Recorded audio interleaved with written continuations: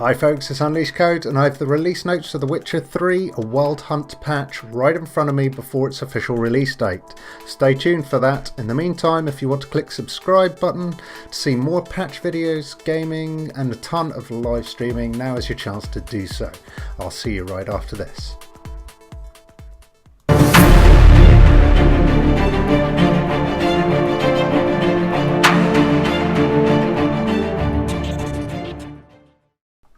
So patch 1.10 for The Witcher 3 is going to be coming your way in the next coming days. I have the release notes in front of me, and instead of reading through them one by one, I will just cover each category with an overview. The actual release notes are going to be posted on my blog, which is unleashedcode.blogspot.co.uk, so please check there for them in their full glory. I would also like to say that the guys at CD Projekt Red have worked super hard to bring you this patch.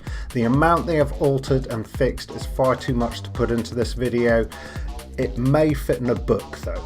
So I'm just going to crack on and start with audio. They've made adjustments to audio, especially to the ambient music in surroundings, and I've also made fixes on some missions where it would not be played at all. They have also added dialogue segments for Triss, Yen and Ciri in certain missions. They fixed an issue where sound would be corrupted or an audio loop would ensue, especially with the forktail screeching sounds. Moving on to download content patches, they fixed one issue where certain save games would not allow a clean New Game Plus to start.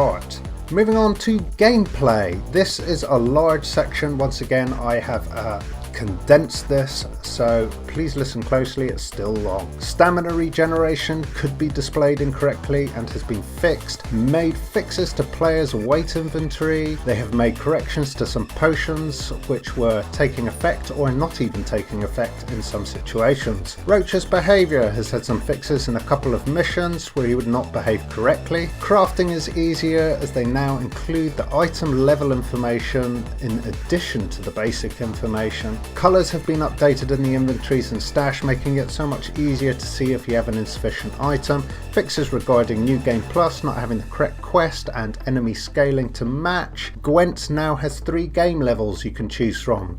Please go to your game options menu and you can choose from easy, medium and hard. Toxicity levels from decoctions have now been adapted. Rune swords now have colour effect reflecting the colour of the rune that you use on them. General interaction with objects improvements, i.e. interactions and prompts when approaching ladders, have been fixed. Glitch fixes where you could be stuck to the boat when aiming the crossbow even when it sinks, and or stepping on the tiller, which could cause you to be propelled through the sky. Lots of game balances and difficulty balances for many creatures and the monsters throughout the game have had tweaks and fixes. Map issues have been addressed, correcting some places not getting place markers or incorrect map information. Fix an issue where Witcher 2 would appear even after the quest to remove it. No more killing NPCs using the Dragon's Dream Bomb. Didn't know that that was an exploit. Fixed issues with character movement whilst in conversation or in dialogue. Fixed many issues with floating in the air items. A perfect example of this is Geralt's loot bag would float if you dumped it while you were jumping. Some PC key bindings have been fixed. More minimap fixes. Health regeneration fixes. Many fixes to mission-orientated bugs which made the quest impossible to complete. Combat tweaks have been made. On occasion, parrying would not be taken into account in the tutorial missions. Lots of in-game fixes relating to missions. Lots of map scenery fixes where you could get trapped or stuck. Now I'm going to move on to GUI related fixes. Overall improvements to the player's HUD, track quest prompt now working when it should, multiple changes in the GUI for crafting and inventories, save file names now showing correctly, lighting fixes to prevent flickering when the books were read, inventory sorting has been fixed, added options to the visibility of items in the HUD, and mouse and keyboard user interface issues have been addressed. Performance fixes, tons of performance related issues issues have been fixed.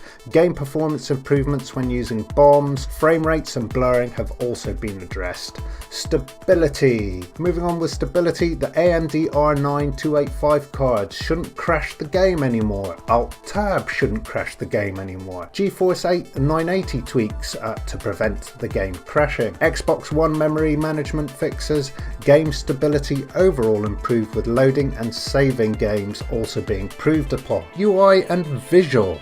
Fixes where text would vary, making it very difficult to read. Assorted graphics glitches have been fixed. Many character animation fixes and blood spatter fixes. Minimap fixes where corridors wouldn't appear.